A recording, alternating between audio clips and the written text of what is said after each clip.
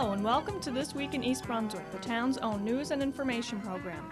This week, the East Brunswick Seniors Champion Pool team advanced another round in the 1989 local tournament. More on this week's match later. Tonight, School's Information Officer Amy Fisher will introduce us to some ambitious letter writers at Hammarskjold Junior High School. The township will begin after-school care for our latchkey children this fall, and Judith Lebline will tell you how to register your children. Local veterinarian Charles Skank presents information regarding modern-day acupuncture therapy for pets. Find out what the township's going to do with that mammoth pile of wood chips at the Parks Department. All this and more, including our regular summary of the Township Council meeting, tonight on This Week in East Brunswick. But first, here's a look at what's happening next week on Channel 8. Monday at 10 a.m., watch Look Great, Feel Great with Lenore Kulik. At 10:30, we bring you stories from the library. Tuesday night at 7, the City of Beverly Hills presents In Print. At 7:30, Sports Talk features East Brunswick High School Athletic Director Frank Knoppenberger. Wednesday at 7:30, For Art's Sake, is a tribute to spring with the Philmusica Chamber Choir. The Arts at 8 p.m. presents New Jersey designer craftsman. This Week in East Brunswick returns Thursday at 7 and 8.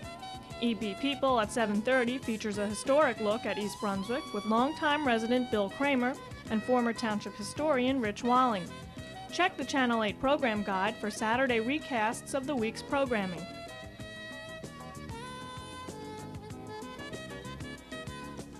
Hi, I'm Tom Williams, manager of the Division of Parks. Behind me is a rather huge pile of wood chips that are a result of our tree trimming and pruning operations from the Division of Parks.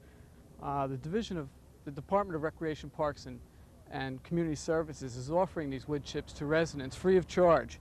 The chips can be picked up at our maintenance facility here on 334 Dunham's Corner Road anytime. We ask residents to bring a shovel and any container that they may want to put the wood chips in. The quality of the wood chips, excellent quality. They're mostly hardwoods, and they're suitable for all your mulching projects and planting projects this spring. So come on down to our facility here on Dunham's Corner Road and take as many chips as you want, and good luck with your gardening projects this spring. Hi, I'm here with some very exciting news for the township. The School-Age Child Care Study Committee and the Department of Recreation, Parks and Community Services is very pleased to announce the September start of our School-Age Child Care program. Those of you out there that have been waiting for it know that for the last year and a half, the study committee, along with the department, has been working very hard at trying to put together a school-age child care program that would give you quality daycare after school for your children. And we are very happy to announce once again, September the program will start. Next week, you'll be bringing home through the schools a registration form. It's vital that parents that need this service fill it out and register before May 31st. For those of you that do register before May 31st, you'll be able to save a couple of dollars on your registration fee. Space is very limited, and it's a first-year program, so it's going to be very popular, and we need you to sign up right away. We have two options for you, a 5-day option or a 3-day option. There's a sliding scale for service. It'll be at Central School, and children will be taken by vans from the other schools to go to Central. Don't forget, register now. Look for the brochure coming home through the schools. It's a quality program. It's an alternative for working parents. Your children will be safe and happy after school, and we'll be delighted to have them with us. Remember, registration's limited. Get your registrations in today.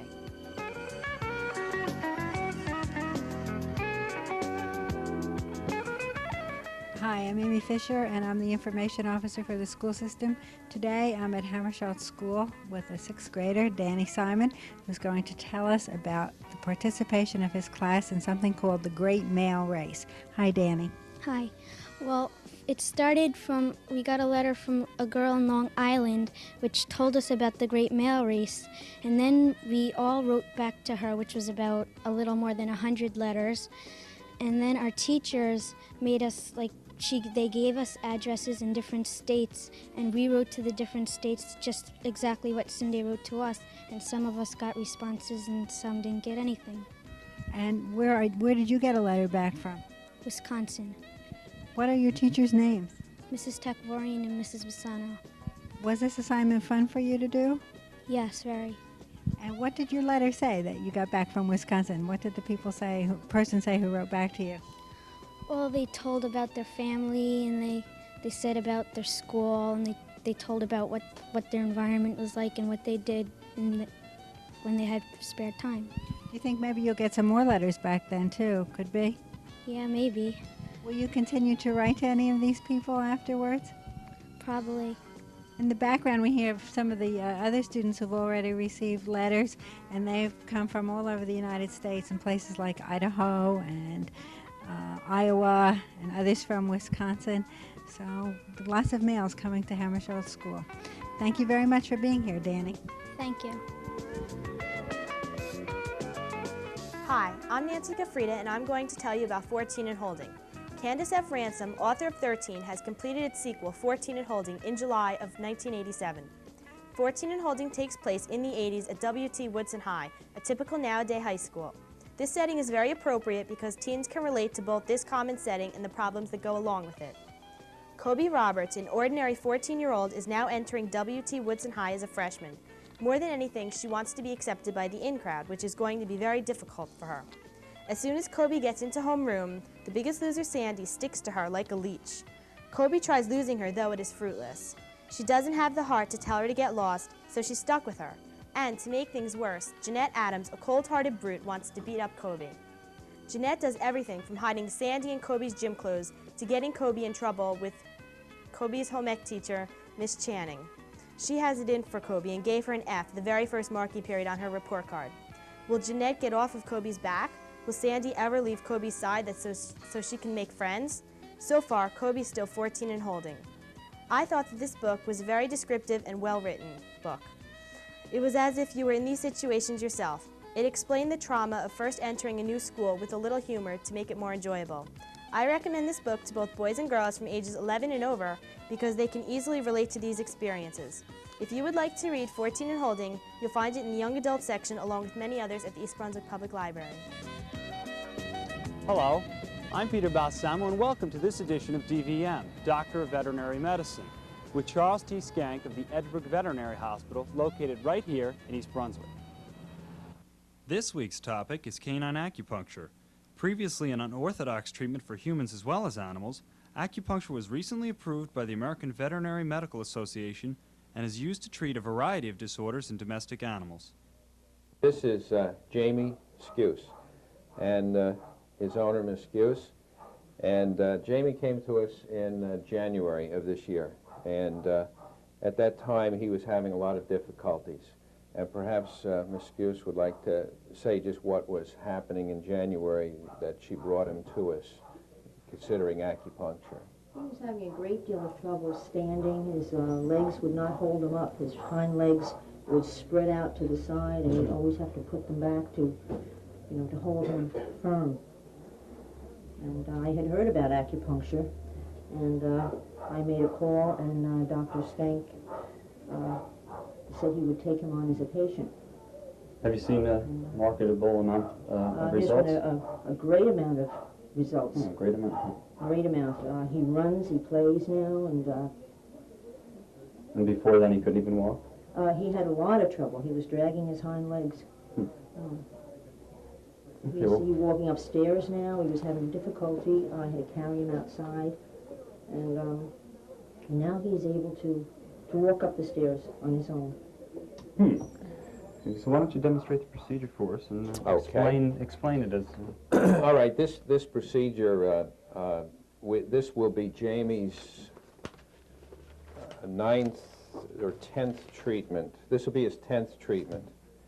And the normal course of treatments runs somewhere between 10 and 15, and then we get on to a maintenance program which Jamie will sort of dictate as to how often it's repeated.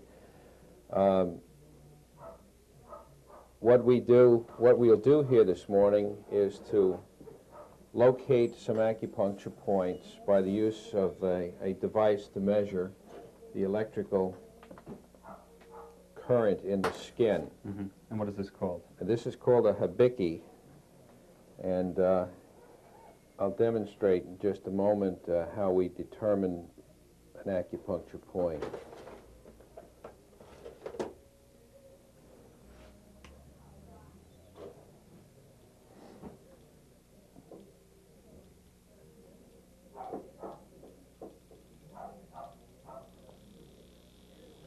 Now this is a point that is used for arthritis, and if you have it on a none point, you hear the clicking is not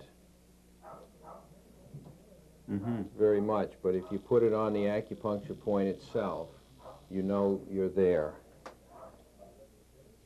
And what causes that? Actually it's an ohmmeter type. It's measuring the electrical resistance. There are 300 acupuncture points that are considered to be major points. There's a lot more than 300, but these are the major points. Now the Chinese have been plotting these points for 5,000 years, so that they're very much aware of what these points are related to in health.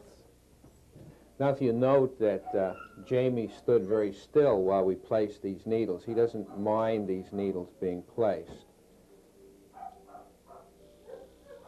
Do they feel any pain whatsoever when the needles are inserted? There are certain points that are painful points, and I'll mention those when we put them in. And he may jump a little at this is a painful point here, and he'll jump a little bit when we put that needle in.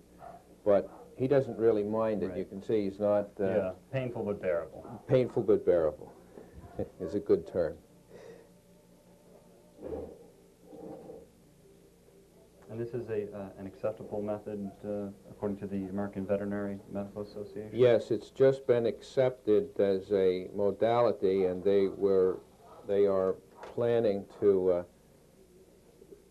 set up eventually become a diplomat status type of recognition. Right now it is recognized as a modality and as an effective modality. It's sometimes hard for Western thought to understand what's going on. But it's been well plotted over the years, and each point has a distinct relationship to an organ or a channel of energy in the body. And this is what really produces the results. Dr. Skank says acupuncture is a supplement to regular medical care for older pets. He's excited about the advent of acupuncture into American veterinary practice. It affords us an opportunity to give pain relief and increase the mobility of our aged animals. For more information on canine acupuncture, you can call the Edgebrook Veterinary Hospital at 257-8882. There are questions anybody can answer, and questions nobody can answer. Then there are all those questions in between. Important questions your academic, school, or public librarian can help you answer when nobody else can. Any questions? Now in their fourth year of competition, senior citizens throughout Middlesex County are chalking up their sticks to win the annual Senior Citizens Pool Tournament. Teams from 6 senior centers in the county compete in the league. At the end of the tournament, the team with the most wins overall is champion. East Brunswick's 10-man team has won the trophy 3 years in a row, and beating Lawrence Harbor in this match 7-3 advances them to the last 2 matches and their 4th championship. Ed Kate, coordinator of the tournament, says East Brunswick has some great shooters and a pretty good shot at winning again.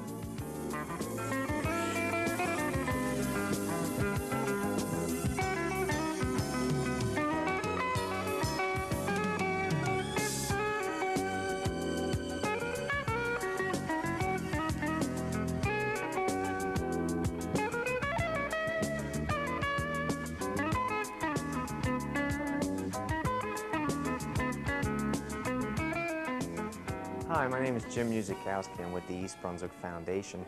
And 2 years ago, the Township of East Brunswick determined that there had not been enough programs available for handicapped adults, or not as many as were out there for handicapped children. So they funded the East Brunswick Foundation to run a Friday night recreation program for our handicapped adults during the spring and winter seasons, and to run 3 nights a week during the summer session. This evening we will have a 4-piece ragtime band. We've also had entertainment along the lines of magicians and other bands, and we've even had our palms read one evening. In May, the East Brunswick Foundation, a nonprofit organization sponsored by East Brunswick Township, will be running a trip to Florida.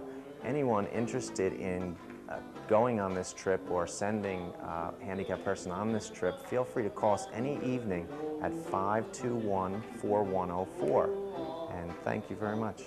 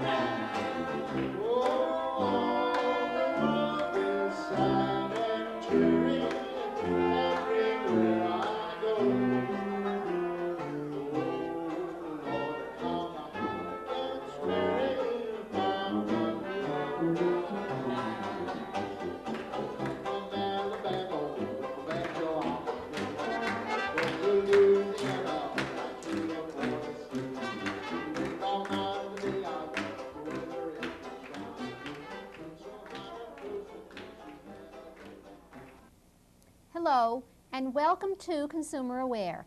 I'm Adrienne Eisner, Director of the East Brunswick Consumer Affairs Office. Credit. How do you get it, and how can you keep it? However you use it, credit is the privilege of paying later for what you need or want now. Keeping a good credit record will allow you to get or keep that privilege.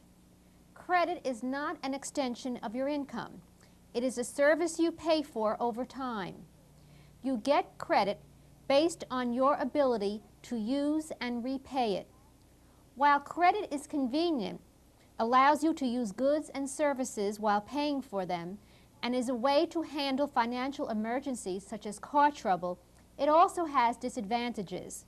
It ties up future income, may tempt overspending, and if your balance gets out of hand, the interest will make your purchases cost more than if you had paid cash. Whether you are establishing a good credit record or improving a bad one, keep in mind the 3 C's of creditworthiness: character, capital, and capacity. Character is determined by your integrity in money matters. To check this, a potential creditor may call a credit bureau to check your financial history. They will want to know if you've taken out loans in the past, if you've paid them back on time, and if you pay your monthly bills as scheduled. Capital is measured by your financial resources. This includes savings accounts, investments, your home if you own one, your car, and other household goods. Your capacity is your earning power. Present income, probable future income, and any financial commitments such as rent and outstanding loans that might reduce the amount of your earnings available for spending. To establish a credit history, apply for a local department store credit card.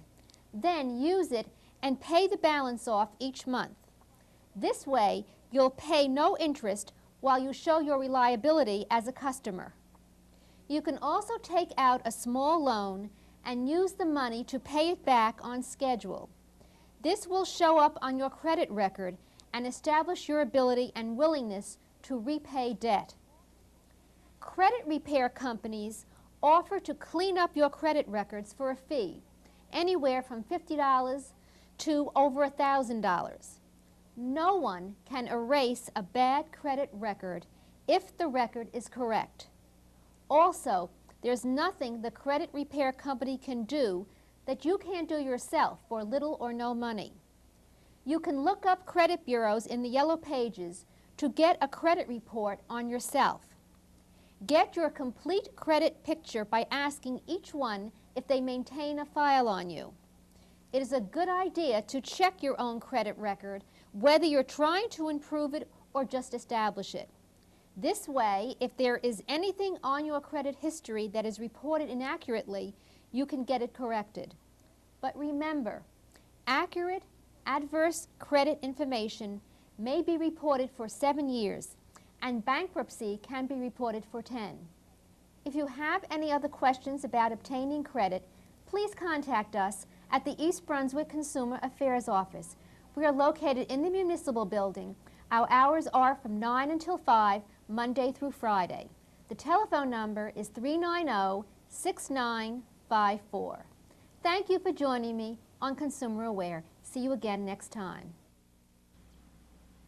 With almost no discussion Monday night, the Council pushed forward a resolution opposing both a Senate bill and an Assembly bill which would create a uniform code for subdivision and site plan standards throughout the state.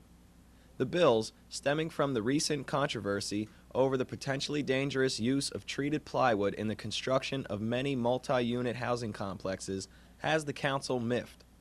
Presently, local governments set their own policies for subdivision site plan standards, but this legislation would create a uniform code which would replace the township's existing requirements. Historically, East Brunswick has been more stringent with their standards than other municipalities, including the states, and therefore would prefer to continue creating and governing the policies in this area. The township is likely to opt this resolution at next week's council action meeting, at which time letters outlining the council's position will be sent to all of the state legislators. The League of Municipalities also opposes this legislation, and Edison Township has taken similar action. The council also discussed the issue of political sign posting throughout the community during campaigns. Citing a lax adherence to and enforcement of rules for replacement and removal of campaign signs, the mayor reiterated that enforcement will have to be stepped up. There have been some campaigns of recent nature, namely mine, among others, that have had some very zealous people out there putting signs up. And it makes it very difficult for the administration not to play politics with signs. So one of the things I told Greg is I have no objection and to set some rules for the future of allowing signs in the right-of-way. The only thing that I will insist upon, which our campaign did live up to, and I think all campaigns should live up to, that's removal of the signs in a timely manner. According to the council, signs are prohibited on trees and telephone poles, and those placed in right-of-ways are supposed to be removed within 5 days after an election or event. The council also expressed concern over the potential for accidents caused by signs being placed in intersections. A draft ordinance detailing these concerns will be presented at a future meeting. The council is also in the process of amending Chapter 132, Land Use Requirements, in an effort to better inform property owners when the planning board is considering rezoning their property. Councilman Russell Walker feels that the present procedure is inadequate and wants to make certain that property owners will be properly notified in advance of such action. Several suggestions were made, including the possibility of cable television advertisements for large numbers of property owners, and the notification of homeowners associations when common open space is affected. An ordinance will be proposed at the next agenda session in 2 weeks. For the Children's Department's celebration of National Library Week, the Friends of the Library sponsored a performance Sunday by Creative Theater of Princeton. It was an original play about Alice on a return trip to Wonderland, and young audience members who participated in workshops beforehand were invited to join in and act out parts on their own. It is a humdrum life adults lead, going along with what people say. Everyone says, I know what you need. I better get back to work, no time to play. I guess it will have to be that I will grow up and be like them. No wonderland for me, I even forget how to pretend.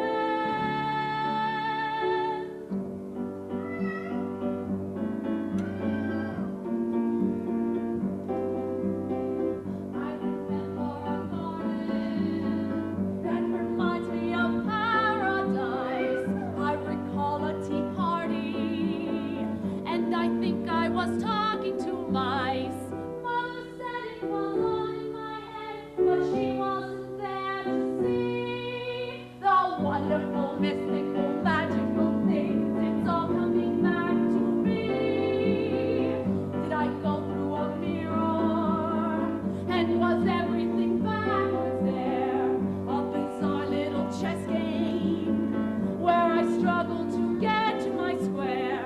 Mother said it was all in my head, a little girl's fantasy.